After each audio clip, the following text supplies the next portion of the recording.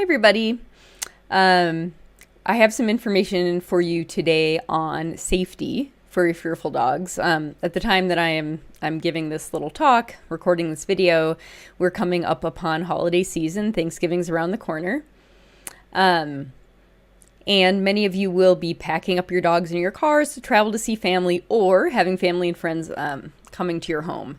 And in either case, there are lots of situations in which you may end up with a loose, scared dog who is very difficult to catch.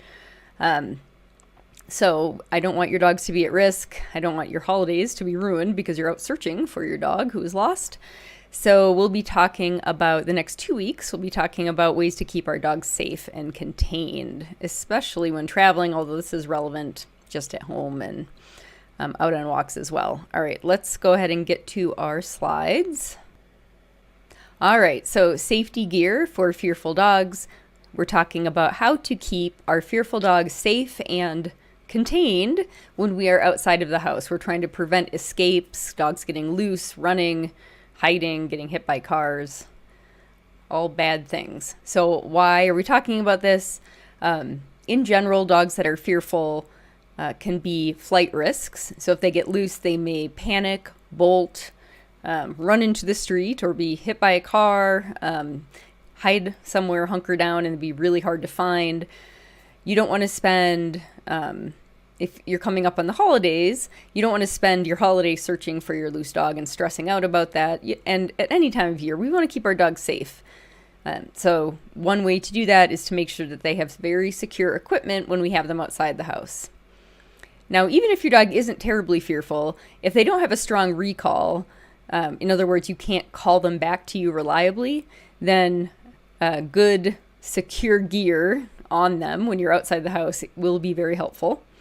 And sometimes accidents happen. No matter how careful you are, gear fails, you get startled, you drop the leash. There are lots of reasons why you might want backup safety measures when you have your dog outside the house. All right, so safety gear recommendation number 1 is a martingale collar. This is also called a limited slip collar. This is a photo of it here. The leash goes on. You can just barely see it, but there's a metal ring on the solid brown loop on the left. The leash goes there, and then if the dog tries to, say, back out of the collar, that will tighten a bit. And if it's properly fitted, the dog will not be able to back out and pull their head out of the collar. So martingale collar is a good piece of safety equipment. Recommendation number 2 is a secure harness. I know not all of you can get a harness on your dog yet, but if you can, having a good fitting harness, like here, it looks like Lauren's dog, Bodhi, I think is in a Freedom harness. That's that kind of, it has that Y shape with the strap going between the front legs, and then the 2 straps over the shoulder and another strap around the girth. That's a pretty secure harness there. I also like rough wear harnesses. Pancake wears a flag line, which is pretty secure for him. Safety gear recommendation number 3 is have 2 points of connection to you. Now, there are a few ways to accomplish that. In this photo here, we have one leash. This is Bane Buttercup, who is our trainer Lauren's, one of her dogs.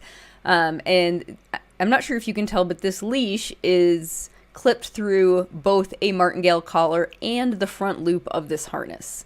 So what this gives you is a backup, say if the collar fails or if a harness strap breaks, the leash is still attached to the dog in some way. So that's one way to get 2 points of connection.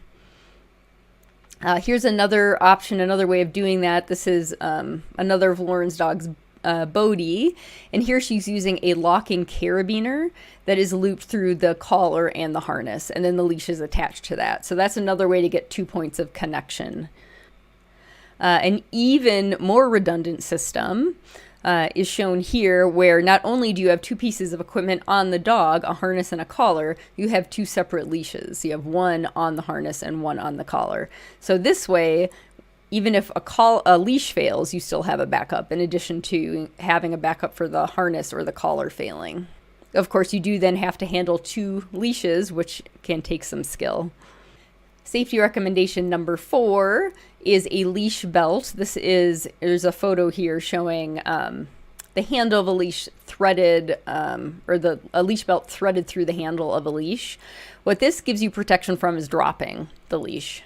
Say if your dog lunges and they rip the leash out of your hand, or you're just distracted and you accidentally drop the leash, this makes that pretty impossible.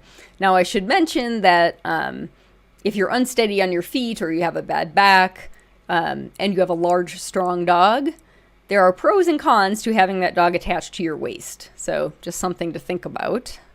Here's a picture of sort of the full deal all together. Here we have team dog Coco with her mom Rachel, and she has those 2 leashes, so 2 points of connection, 1 to a collar, 1 to a harness, and she has 1 leash through the leash belt around her waist, so that if she were to drop the one in her hand, the dog is still attached to her and can't escape. All right, our last safety gear recommendation is a tracking device. There are a number of collars that are commercially available these days that will allow you to find your dog if they get loose. In the photo here, I've got Garmin GPS collars on my dogs. These are big collars. They're not really good for small dogs, and they have big antenna on them. So it's not something you leave on your dog all the time. I use, or have used these anyway, in the past when my dogs are hiking off leash in wilderness type areas. But there are much smaller options like the Whistle GPS collar. There's another collar called the Tractive, which I saw some people have and like. Make sure that you just know what is required for the collar to work and that it's appropriate for where you will be with your dog. So these GPS collars you see in the photo, I chose because I don't need a cell signal for these to work. They use satellite. Whereas some other tracking collars use cell data. So as long as you're in town or somewhere where there's pretty good cell coverage, you'll be fine. But if you're going to be outside of an area with cell service, then those collars won't work very well. So just make sure to check that before purchasing one. All right, so quick summary then of our safety gear recommendations to be used when your dog is outside of the house on walks or getting them to the car. We recommend a martingale collar, harness, having 2 points of connection between your dog and you, whether that be 1 leash to a collar and harness or 2 leashes, 1 to each of those pieces of equipment. A waist leash is a good backup as long as your health doesn't preclude you using one. And a tracking device in case your dog does get loose as a way to make it easier for you to find them.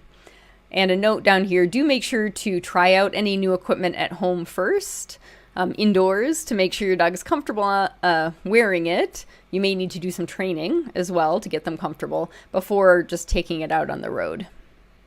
All right, folks, I hope this was helpful. If you want more Fearful Dog tips, make sure to sign up for our newsletter at the link here, dogkindtraining.com/newsletter.